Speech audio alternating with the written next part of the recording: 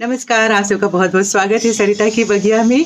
पर आज मैं अपनी बगिया से कुछ नहीं दिखाने वाली हूँ। मैंने फिर से हमारे बहुत सारे जो सब्सक्राइबर मित्र हैं, वो अपने गार्डन का वीडियो बना कर के हमें भेज रहे हैं और मैंने कहा कि ठीक है, बहुत सारे लोग सवाल कर रहे थे कि सरिता क्या हम अपने गार्डन का वीडियो बना कर के आपको भेजें? तो मैंने कहा ज़रूर भेजिए।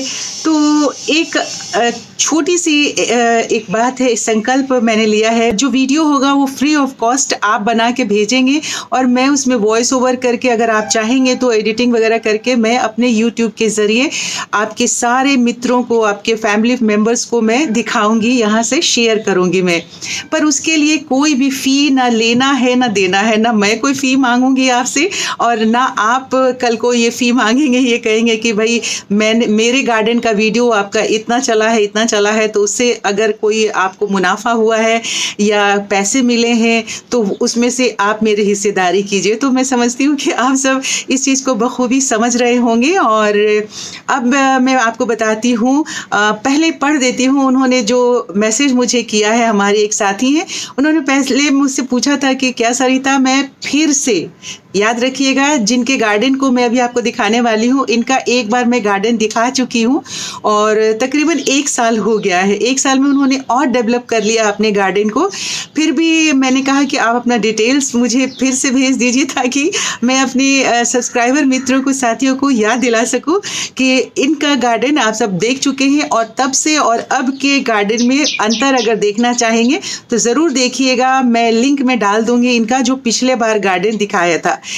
इन्होंने लिख करके जो मुझे भेजा है वो मैं पढ़ के बता देती हूँ। मुझे गार्डनिंग का बहुत शौक है, पर मैंने ये सब यूट्यूब से ज़्यादा सीखा है। मैं सबके चैनल देखती हूँ पर आपसे ज़्यादा इंस्पायर हूँ। मेरे हस्बैंड बैंक ऑफिसर हैं, मेरा बेटा इंजीनियर है ओएनजीसी में और मेरी एक बेटी है, वो आईएएस की प्रिपरेशन करती है।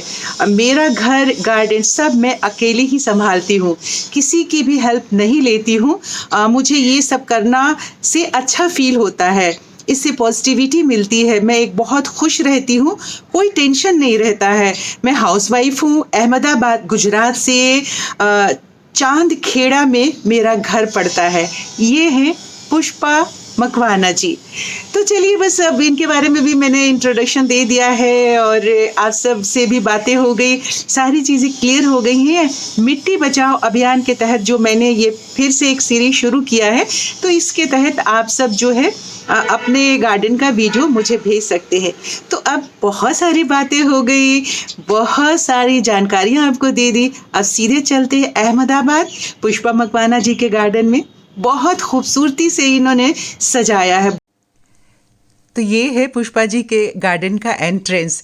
इनके गार्डन को देख करके 1 साल के बाद मुझे एक कुछ पंक्तियाँ मन में मचल रही हैं। मैं आपको ज़रूर सुनाना चाहूँगी कि प्रकृति की सुंदरता यहाँ देखकर मेरा मन रोमांचित कर देता है। लगता है छूट सब मोह माया और भाग दौड़ भरी ज़िंदगी प्रकृति के हाथ थामूं और बिता दूँ प्रकृति के इस गोद में अपनी सारी ज़िंदगी। यहीं पे पुष्पा जी के गार्डन में बहुत ही खूबसूरती से इन्होंने सजाया है और मैंने आप सबसे कहा कि लिंक मैं दे दूंगी, तो इनका पिछला वीडियो भी अगर आप चाहें तो देखिएगा ज़रूर। तब भी कहीं ना कहीं एक कलाकार मन जो होता है ना, उनके अंदर कलाकृति तो बसी हुई होती है। मैं हमेशा अपनी तरफ से भी ये बातें कहती रहती हूँ और उसको बहुत सारे लोग अपनी ज़िंदगी में भी उतारते हैं कि गार्डन पौधे लगा देना ही काफ़ी नहीं होता है, उसकी देखभाल करना, उसे किस ढंग से रखना है, उसे सजा के रखना। वर्टिकली भी अगर आप गार्डन बनाते हैं तो उसे भी एक अच्छे से ढंग से तरीके से सजा के रखना, ये सब एक कला का रूप होता है। और वो जो कला का रूप है, शौक़ हमारा है ना, उसी के तहत हम सब जो है गार्डन को अपने एक खूबसूरत सा रूप देते हैं। बहुत सारे इसमें प्लांटर हैं जो पुष्पा जी ने अपने हाथों से ही पेंट किया हुआ है और कुछ प्लांटर इन्होंने DIY किए हैं। जो कि घर में जैसे कि एक प्लेट है प्लास्टिक का, जैसे ये देख लीजिए प्लास्टिक का प्लेट है, इसमें इन्होंने बर्ड अलग से चिपकाया है और वो हैंगर जो है अलग से ख़रीद के वो लगाया है। तो इस तरीके से घर में जो पुरानी चीज़ें हैं, वेस्ट मटेरियल है, उसका भी रीयूज़ इन्होंने बहुत अच्छे से अपने गार्डन में किया है। और जहाँ तक इनके हाथ में कोशिश ये करती हैं, चूँकि अकेले गार्डनिंग करती हैं सारा कुछ, तो मैक्सिमम टाइम तो कोशिश करती हैं, जैसे ये मटका वगैरह है ये सब खुद से अपने आप से पेंट कर लेती हैं, कोई पुराना मटका वगैरह निकला तो। और बहुत ज़्यादा अगर पेंटिंग करवानी होती है तब भी बाहर से किसी को बुलाया जाता है, वरना ये सब खुद से इन्होंने अपने हाथों से ही सारे जो प्लांटर भी हैं, गमले हैं, उन्हें पेंट किया। देखिए एक सोरा में फूल खिला हुआ है। अलग अलग मतलब प्लांट्स जो हैं बढ़े भी हैं इनके पास और बहुत बड़े और ख़ूबसूरत हो गए। ये वाला झूला देखिए, इस झूला में मुझे अब याद नहीं आ रहा है क्योंकि पिछला वीडियो मैंने देखा भी नहीं रिसेंटली। तो ये मनी प्लांट लगाया हुआ है, डेफिनबीकिया का प्लांट जो है अब बहुत ही बड़ा हो गया है, क्योंकि थंबनेल में आपने देखा ना, खुद ही खड़ी हैं उस इतने बड़े लंबे प्लांट के साथ में। तो इस तरीके से बहुत अच्छे से डेकोरेट, झूले को भी आप देख रहे हैं कितने अच्छे से इन्होंने डेकोरेट किया हुआ है। बैक साइड पे ग्रीन आर्टिफिशियल ग्रास लगाया हुआ है, कहीं कहीं इन्होंने क्लब किया हुआ है एक तरह के प्लांट्स को, और कहीं कहीं रो में रखा है। जो इनके मतलब घर के जो एंट्रेंस है और बाहर वाला एरिया है उसे बहुत ही खूबसूरती से में इन्हेंस कर रहा है, बढ़ोतरी कर रहा है। तो आप सब भी इस तरह से गार्डन लगा सकते हैं, एक दूसरे से सीख सकते हैं। देखिए ये एक टीन है, कंटेनर है पुराना। तो मैं सोचती हूँ कि पुष्पा जी का गार्डन तब और अब में जो भी है आप सबको बहुत अच्छा लगा होगा। अगर पुराना भी आपने देखा है तो ज़रूर देख लीजिएगा लिंक में जाके।